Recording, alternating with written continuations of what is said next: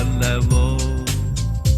இதை சிறப்பாய் கொண்டாடிடவே புறப்பட்டு வாரீர் தோழர், தேவதாயின் மாதம் இது அல்லவோ.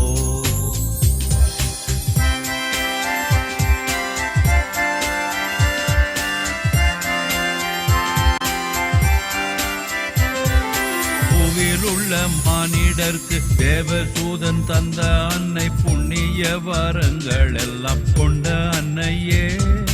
பூவில் உள்ள மானிடர்க்கு தேவதூதன் தந்த அன்னை, புண்ணிய வரங்கள் எல்லாம் கொண்ட அன்னையே. அவளுடன் நாம் எல்லோரும் தேவமாரி பாதம் கூடி, அவளுடன் நாம் எல்லோரும் தேவமாரி பாதம் கூடி, ஆனந்தம் மிகுந்த பல கீதங்களை பாடுவோமே. தேவதாயின் மாதம் இது அல்லவோ. இதை சிறப்பாய் கொண்டாடிடவே புறப்பட்டு வாரீர் தோழர், தேவதாயின் மாதம் இது அல்லவோ.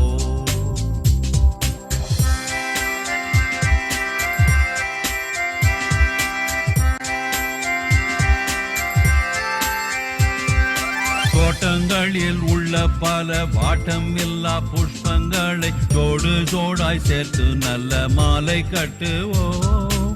தோட்டங்களில் உள்ள பல வாட்டமில்லா புஷ்பங்களை தோடு தோடாய் சேர்த்து நல்ல மாலை கட்டுவோம். கூட்டமாய் எல்லோரும் சேர்ந்து வீட்டில் உள்ள பேரை சேர்த்து, கூட்டமாய் எல்லோரும் சேர்ந்து வீட்டில் உள்ள பேரை சேர்த்து, கோயிலுக்கு சாயரட்சி அவளுடன் போவோம் வாரீர், தேவதாயின் மாதம் இது அல்லவோ.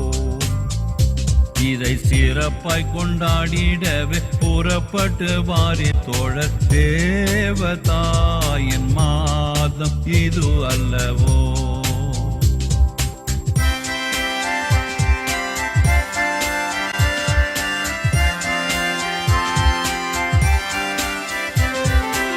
ஒவ்வொரு வீட்டார்கள் எல்லாம் ஒவ்வொரு நாள் சிறப்பிக்க ஒப்பந்தமே செய்தால் ஒரு தப்பு இல்லையே. ஒவ்வொரு வீட்டார்கள் எல்லாம் ஒவ்வொரு நாள் சிறப்பிக்க ஒப்பந்தமே செய்தால் ஒரு தப்பு இல்லையே. இவ்விதமாய் செய்தால் பலன் எவ்வளவோ கூடி வரும், இவ்விதமே செய்தால் பலன் எவ்வளவோ கூடி வரும். இந்த மாதம் எல்லோருக்கும் நல்ல அதிர்ஷ்டம் உள்ளதாகும், தேவதாயின் மாதம் இது அல்லவோ. இதை சிறப்பாய் கொண்டாடிடவே புறப்பட்டு வாரீர் தோழர், தேவதாயின் மாதம் இது அல்லவோ.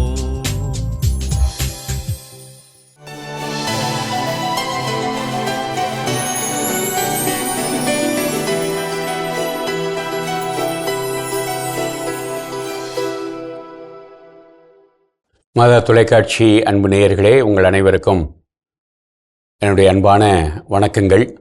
துன்பம் துயரம் மானுடத்தினுடைய ஒரு பிரிக்க முடியாத பகுதி.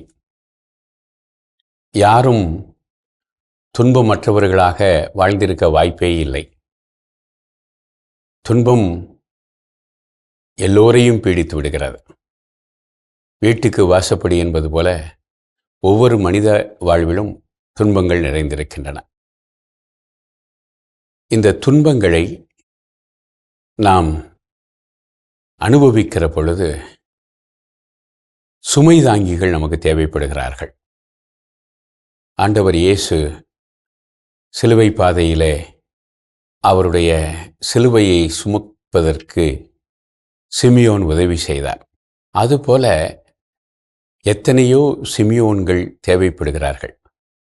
ஆனால் பல இயேசுக்கள் சிமியோன்கள் இல்லாதவர்களாக தங்களுடைய சுமைகளை தாங்களே சுமக்க வேண்டிய நிர்பந்தத்திற்குரியவர்களாக இருக்கிறார்கள்.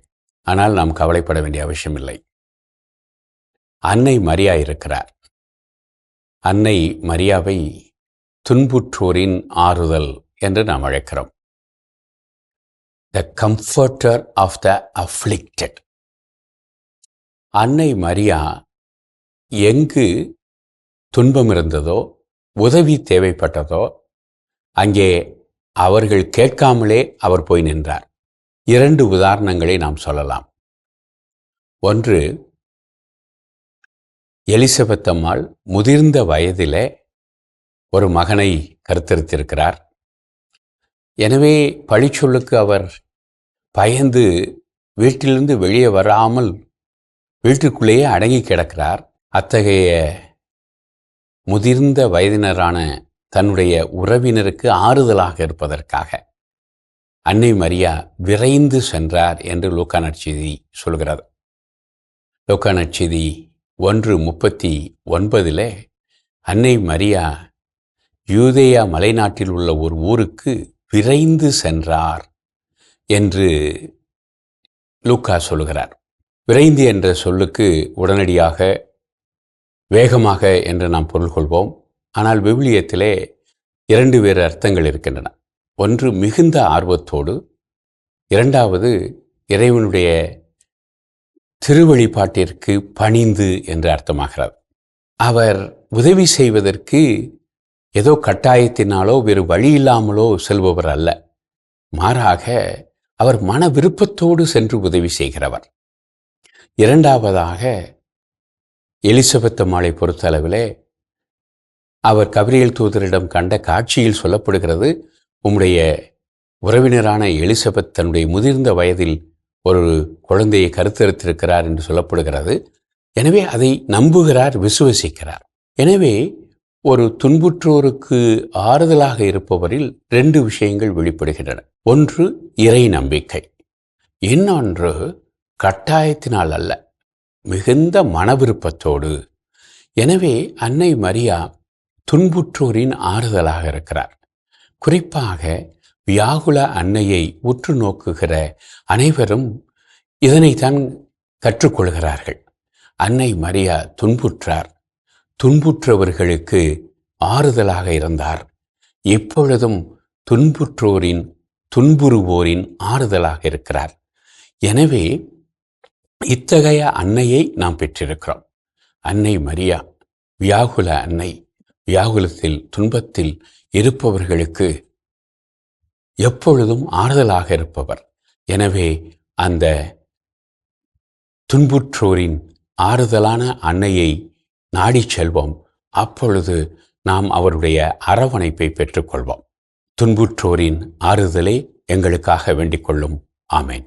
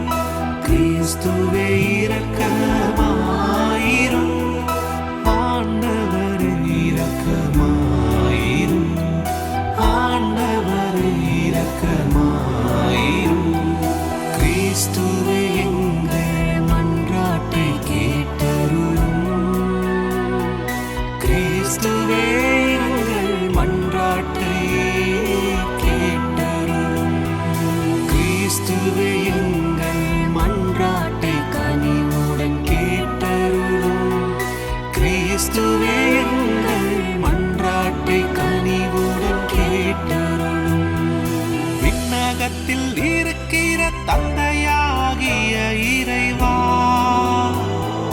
உலகத்தை மீட்ட திருமகனாகிய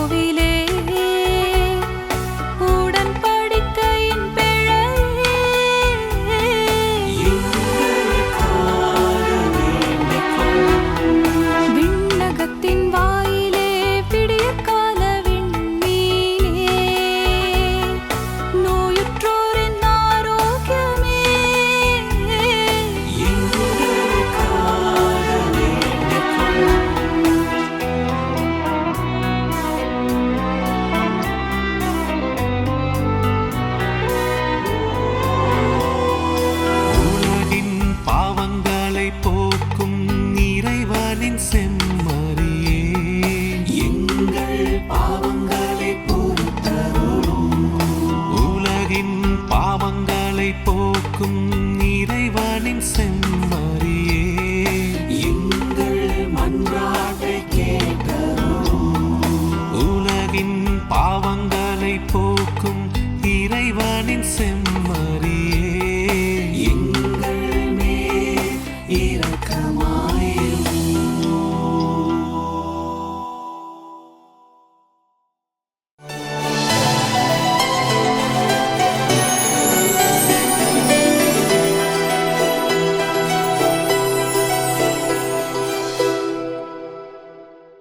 வணக்கம் இனிய இதயங்களே, என் வாழ்வில் மரியா என்ற இந்த சிறப்பு பகுதியில் இன்று நாம் 2 மாணவிகளை சந்திக்க இருக்கின்றோம். சந்திக்கலாம் வாங்க. அம்மா வணக்கம். வணக்கம் சார். உங்க பேர் என்ன? ஜெனிஃபர் ஹார்ட்லின். அம்மா உங்க பேரு? பிரியங்கா. அம்மா நீங்க என்ன பண்றீங்க? நான் இங்க ஸ்டெல்லா மார்டின் காலேஜ் ஆஃப் எஜுகேஷன்ல ஃபர்ஸ்ட் இயர் படிக்கிறேன். எந்த பாரிஷ் நீங்க? நான் வந்து திருநெல்வேலி டிஸ்ட்ரிக்ட்ல கூட்டப்பிள்ளிங்கிற இடத்துல சென்ட் ஜோசப் பாரிஷ்ல இருக்கேன். ஓகே. நீங்கம்மா? நான் பிரியங்கா, திருவண்ணாமலை டிஸ்ட்ரிக்ட்ல தேவிகாபுரம் வில்லேஜ் இந்த வெள்ளூர் பாரிஷ். ஓகே. இப்ப 2 பேருமே ஹாஸ்டல்ல தங்கி இருக்கீங்க. ஓகே. இப்ப நீங்க 2 பேருமே ஆசிரியர் பயிற்சி பெற்றுட்டு இருக்கீங்க. ஏன் ஆசிரியர் பயிற்சி பெற்றுட்டு இருக்கீங்க? எனக்கு வந்து சின்ன வயசுல இருந்தே எங்க அம்மா வந்து ஒரு டீச்சர் தான். ஸோ அதனால எனக்கு சின்ன வயசுல இருந்தே எனக்கு அது ஒரு ஈர்ப்பு. அப்படி பிள்ளைங்களுக்கு சொல்லி கொடுக்கறது அது எனக்கு ரொம்ப ஒரு இது மாதிரி, அடுத்தவங்களுக்கு உதவி செய்யறது ஒரு நோபலான ஜாப் மாதிரி. ஸோ அதனால எனக்கு வந்து அந்த அந்த வேலை எனக்கு ரொம்ப ஈர்ப்பாகி தான் நான் வந்து டீச்சர் படிக்கணும் அப்படின்னு சொல்லிட்டு வந்தேன். நீங்க சொல்லுங்கம்மா, ஏன் படிக்கிறீங்க? நோக்கம் என்ன? எங்க ஃபேமிலியில எல்லாருமே மோஸ்டா டீச்சர்ஸ் தான். அது மாதிரி நானும் டீச்சர் ஆகணும் அப்படின்னு சொல்லிட்டு இந்த ப்ரொஃபஷன்ல தான் வந்து தன்னலம்லாம் பார்க்காம டீச்சர்ஸ் வந்து எல்லா ப்ரொஃபஷனுக்கும் ஸ்டூடெண்ட்ஸை வந்து ப்ரிப்பேர் பண்ணுவாங்க. அதனால இந்த ஜாப். நீங்க சொல்லுங்க பிரியங்கா, மதர் மேரியை நீங்க எப்படி பாக்குறீங்க? என்னோட அம்மாவே நான் பாக்குறேன். இப்போ வந்து நாங்க வந்து ஹாஸ்டல்ல தங்கி இருக்கதா, யூஜ்ல இருந்தே ஹாஸ்டல்ல தான் தங்கி இருக்கேன். அதனால எங்க கூடயே மதர் அம்மா எப்பவுமே எங்க கூடயே இருக்கிற மாதிரியே எந்த ப்ரேயர் பண்ணாலும் ப்ரேயர்னாலே முதல்ல ஞாபகத்து மதர் மேரியா தான் இருக்காங்க. நம்ம போய் நம்ம கேட்டா நம்ம அம்மாவை நமக்கு தருவாங்க அப்படின்னு ஒரு எண்ணப்பமே மனசுக்குள்ளேயே இருக்கும். நம்ம அம்மா கிட்ட கேட்டா நம்மளுக்கு உடனே கிடைக்கும்ல, அதே மாதிரி மதர் மேரி கிட்ட உடனே நமக்கு கிடைக்கும் அப்படின்ற எண்ணம் எப்பவுமே கான்ஸ்டன்டா இருக்கிறதால மதர் மேரி அம்மா என் கூடயே வச்சிருக்கேன். மரியன்னை கிட்ட வந்து வேண்டுதல் செஞ்சா உடனே கிடைக்கும்ட்டு நீங்க சொன்னீங்க. நீங்க வேண்டி இருக்கீங்களா? கிடைச்சிருக்கா? நான் வேண்டி இருக்கேன். என்ன வேண்டுனீங்க? என்ன கிடைச்சது? என்னோட ஃபேமிலிக்காகவே வந்து நான் வேண்டிட்டு இருக்கேன். முதல்ல வீடு கிடைக்கணும்னு சொல்லிட்டு ஒரு சொந்த வீடு இருக்கணும்னு வேண்டுதெல்லாம் வச்சு இப்போ ஒரு சொந்த வீடு நாங்க கட்டிட்டு இருக்கோம் எங்க வீட்டுல. என்னோட சப்ஜெக்ட் நான் எடுக்கிற சப்ஜெக்ட்லாம் நல்லா, எக்ஸாம்ஸ் எல்லாம் நல்லா பண்ணணும். ஒரு டைமும் மதர் மேரி கிட்ட வேண்டிட்டு தான் நான் போய் எந்த செயலா இருந்தாலும் செய்வேன். அது எல்லாமே சக்சஸ் ஆகிட்டு தான், இது வரைக்கும் எல்லாமே சக்சஸ் ஆகிட்டு தான் வருது. இதுக்கப்புறமும் சக்சஸ் ஆகும் நம்புறேன். சரிங்கம்மா, மரியன்னை கிட்ட நீங்க கற்றுக்கொண்ட விடயம் அப்படின்னா எதை சொல்லுவீங்க? தாழ்ச்சி. எப்பவுமே தாழ்ச்சியா இருப்பாங்க மதர் மேரி அம்மா. தற்பெருமெல்லாம் இல்லாம இருக்கும். அவங்க வந்து இந்த உலகத்தின் மீட்பரோடைய அம்மா. ஆனா அந்த பெருமைலாம் அவங்க கிட்ட என்னைக்குமே இருந்திருக்கா. தாழ்ச்சி மனப்பான்மையோட இருப்பாங்க. அதான் எங்களுக்கு. சரி, நீங்க சொல்லுங்கம்மா, மதர் மேரி கிட்ட நீங்கள் கற்றுக்கொண்ட விடயம் அப்படின்னா என்ன சொல்லுவீங்க? நான் அம்மாட்ட கத்துக்கிட்டது என்னன்னா ஒரு பிறர் அன்பு. அவங்க எல்லார் மேலேயும் அவங்க மகனை வந்து நமக்காக வந்து இறந்தவங்க. அப்படி நமக்காக அவங்க சாக்ரிஃபைஸ் பண்ணும்போது மாதா நம்ம மேல எந்த ஒரு கோபமும் இல்லாம, அவங்க சீடர்கள் விட்டுட்டு போகும்போது கூட அவங்க எந்த கோபமும் இல்லாம கடைசி வரை வந்து சீடர்கள் அரவணைச்சு அவங்களுக்கு தேவையான உரைகளை கூறி அவங்க கூடயே இருந்தது வந்து எனக்கு ரொம்ப பிடிச்சிருந்தது. ரொம்ப அழகாவே நீங்க வந்து சொன்னீங்க. மரியன்னை கிட்ட வேண்டுதல் செய்யாதவங்க அப்படின்னு பார்த்தா யாருமே இருக்க முடியாது. எல்லாருமே வேண்டுதல் செய்வாங்க. நீங்க வேண்டுதல் செஞ்சிருக்கீங்களா? நான் நிறைய செஞ்சிருக்கேன். ஒரு சின்ன ட்ரெஸ் கிடைக்கணும்னாலும் சரி, ஒரு கோர்ஸ் எடுக்க போறேன், எங்க நான் ஊருக்கு போகணும், எதுனாலுமே நான் மாதாட்ட ஒரு அம்மா மாதிரி எல்லாமே. இப்போ ஒரு வயசு வந்தப்பறம் எல்லாமே பேரண்ட்ஸ் ஷேர் பண்ண முடியாது. அதனால நான் மாதாவை ஒரு அம்மாவா நினைச்சு அவங்ககிட்ட தான் எல்லாமே ஷேர் பண்ணுவேன். ஷேர் பண்ற எல்லாமே எனக்கு தேவையானது எல்லாமே எனக்கு கிடைச்சிரும். அதனால ஓகே. அது மாதிரி நீங்க வேண்டுதல் செஞ்சு கிடைத்த வரம் ஏதாவது இருக்கா? நான் வந்து ஒரு 12th ஸ்டாண்டர்ட் படிக்கும்போது எனக்கு வந்து காலில் வந்து ஒரு மாதிரி ரேஷஸ் மாதிரி வந்துச்சு. அது எப்படி வந்துச்சு, எதுக்கு வந்துச்சுன்னு எனக்கு தெரியவே இல்லை. நானும் கொஞ்ச நாள் சும்மா சாதாரண இதுன்னு சொல்லிட்டு சும்மா ஆயின்மெண்ட் போட்டுட்டு இருந்தேன். அது வந்து கொஞ்ச நாள் கொஞ்சம் கொஞ்சமா பரவி பாதி காலுக்கு வந்துருச்சு. உடனே பாதி காலுக்கு வந்தோடனே எங்க அம்மா ரொம்ப பயந்து ஒரு ஹாஸ்பிட்டல் கூட்டு போனோம். அங்க கூட்டு போனா அந்த டேப்லெட்லாம் எனக்கு வந்து ஒத்துக்காம பாடி ஃபுல்லா ரஷ் ஆயிடுச்சு. அதுக்கப்புறம் எங்க அம்மா சொன்னாங்க, இதெல்லாம் எதுவும் கேட்காது, மாதம் எல்லாமேன்னு சொல்லிட்டு மாதம் ஃபர்ஸ்ட் சனிக்கிழமை வந்து நம்ம வந்து மாதாவுக்கு போலாம், எங்க ஊர் சைட்ல புண்ணியவாளன்புரம் காவல்கிணறு சைட்ல ஒண்ணு இருக்கு, சோ அங்க போலான்னு சொல்லிட்டு மாதம் அப்படி போயிட்டு இருந்தாங்க. அதுக்குள்ள நான் யூஜிக்கு திருச்சிக்கு படிக்க வந்துட்டேன். அப்ப என்னால போக முடியல. ஒரு 2 மாசம் நான் போனேன். அதுக்கப்புறம் வந்து நாங்க படிச்சுட்டு இருக்கும்போது ஒரு 7th மந்த் வரும்போது கரெக்டா வந்து கொரோனா வந்தனால லாக்டவுன் ஆயிடுச்சு. எங்களுக்கு என்ன பண்ணனே தெரியல. சோ 8th வீக் ப்ரேயர் நாங்க வந்து எங்க அம்மா சொன்னாங்க வீட்லயே நம்ம ஃபேமிலி ப்ரேயர் மாதிரி பண்ணலாம். அது கொஞ்சம் கொஞ்சமா ஸ்ப்ரெட் ஆயிட்டே இருந்துச்சு. அது ஸ்கின்னே வந்து பாக்டீரியல் இன்ஃபெக்ஷன், ஃபங்கல் இன்ஃபெக்ஷன் அந்த மாதிரி சொல்லிட்டு இருந்தாங்க. ஸோ அதனால வீட்ல இருந்தே ப்ரேயர் பண்ணலாம். நாங்க வீட்ல இருந்தே ப்ரேயர் பண்ணிட்டு கரெக்டா 8th வீக் அப்போ நான் வந்து ஒரு ஏதோ வேலை செஞ்சுட்டு இருக்கும்போது என்னோட காலில் அடிபட்டு ஒரு மாதிரி ரொம்ப ப்ளீடிங் ஆகிட்டே இருந்துச்சு. எனக்கு என்ன பண்ணனே தெரியல. அதுக்கப்புறம் அந்த வீக் ஃபுல்லா எங்க அம்மா ஒண்ணுமே சொல்லல, வெறும் ப்ரேயர் மட்டும் தான் எங்க வீட்டுல. நானும் தனியா ப்ரே பண்ணுவேன், எங்க வீட்லயும் ஃபேமிலி ப்ரேயர் பண்ணுவோம். அப்படி பண்ணிட்டே இருக்கும். கரெக்டா 9th வீக், அதாவது August 15 வந்துச்சு. August 15 வரும்போது கரெக்டா எனக்கு அது இருந்த இடம், இன்னும் கூட அது இருந்த இடமே எனக்கு தெரியல. அந்த மாதிரி அதுவே தன்னால பேசு, எந்த ஒரு மாத்திரை மருந்துமே கேட்காம அதுவே தன்னால பேசு. அதே மாதிரி ஒவ்வொரு August 15க்குமே எங்களுக்கு ஏதாவது ஒரு அற்புத மாதம் நடத்திட்டே இருப்பாங்க. மரியன்னைக்கு நன்றி. இப்ப நீங்க வந்து ஒரு இளையோர், உங்களை போன்ற இளையோருக்கு, இளம் பெண்களுக்கு நீங்க சொல்ல விரும்புவது என்ன? என்ன போல இளையோருக்குன்னா, இப்போ நமக்கு வந்து எதுவுமே இதுல இன்ட்ரெஸ்ட் இல்லாம, கடவுள் மேல இன்ட்ரெஸ்ட் இல்லாம தான் ஃபர்ஸ்ட் இருக்கும். ஆனா போக போக அவங்க துணை இல்லாம நம்ம எதுவுமே பண்ண முடியும். என்னதான் நம்ம வந்து உலகத்துல எல்லாமே நம்மகிட்ட இருந்தாலுமே கடவுள் துணை கொஞ்சமாவது நம்ம இருக்கிற ஒரு தெய்வ பக்தி இருந்தா மட்டும்தான் நம்ம வாழ்க்கையில வந்து லீட் பண்ண முடியும். ஏதாவது நமக்கு தேவைன்னா யார்கிட்ட போய் கேட்க முடியும்? மாதாட்ட மட்டும்தான். ஒரு கடவுள் இருந்தா மட்டும் அவங்ககிட்ட மட்டும்தான் போய் கேட்க முடியும். நிறைய இது எல்லாமே நமக்கு அம்மா அப்பாவே தந்துடும். அம்மா அப்பா கொடுக்கறதுக்குடைய வழி வைக்கிறதே வந்து மாதா, கடவுள் தான் கொடுப்பாங்க. அதனால கண்டிப்பா வந்து ஒரு 10 நிமிஷம் 5 நிமிஷம் தான் ஆகும் ஜெபம் சொல்றதுக்கு. ஒரு 5 நிமிஷம் கடவுளுக்காக ஸ்பெண்ட் பண்றது ரொம்ப நல்லது. நீங்க ஒரு ஆசிரியர் பயிற்சி பெற்றுட்டு இருக்கீங்க. நீங்க மாணவர்களை நீங்க எப்படி பாக்குறீங்க, எப்படி இருக்கும்னு நீங்க நினைக்கிறீங்க? எல்லாருமே வந்து ஒரு தெய்வ பக்தியோட வளரணும்னு நான் நினைக்கிறேன். எல்லா பசங்களுமே இப்ப இருக்கிற ஜென்ரேஷன்ஸ் வந்து எங்களுக்கும் அவங்களுக்கு இருக்க கேப்பே இப்ப அதிகமா இருக்காம இருக்கு. அவங்க வளர்ற விதமும் வேற மாதிரி இருக்கு, நாங்க வளர்ற விதமும் வேற. எல்லாமே நம்ம தெய்வ பயத்திலே போனா எல்லாருமே நல்லா இருப்பாங்க அப்படின்னு நான் நினைக்கிறேன். உங்க 2 பேரையும் சந்திச்சதுல எங்களுக்கு ரொம்ப மகிழ்ச்சி. உங்களுடைய வாழ்க்கை, பணி வாழ்க்கை மிக சிறந்து விளங்கணும் அப்படின்னு சொல்லி நாங்க வந்து மரியன்னை கிட்ட ஜெபிச்சுக்கிறோம். நன்றி. இனி இதயங்களே, என் வாழ்வில் மரியா என்ற இந்த சிறப்பு பகுதியில் 2 மாணவர்களை நாம் சந்தித்தோம். இவர்களது அனுபவங்கள் நமக்கு வாழ்க்கையில் ஒரு பாடமாகவே அமைந்திருக்கும் என்று நான் நம்புகின்றேன். இனி இதயங்களே, மீண்டும் நாளை மற்றும் மரியனின் பக்தரை சந்தித்து அவரது அனுபவங்களை நாம் கேட்டு தெரிந்து கொள்ளலாம். அதுவரை நன்றி, வணக்கம். மரியே வாழ்க.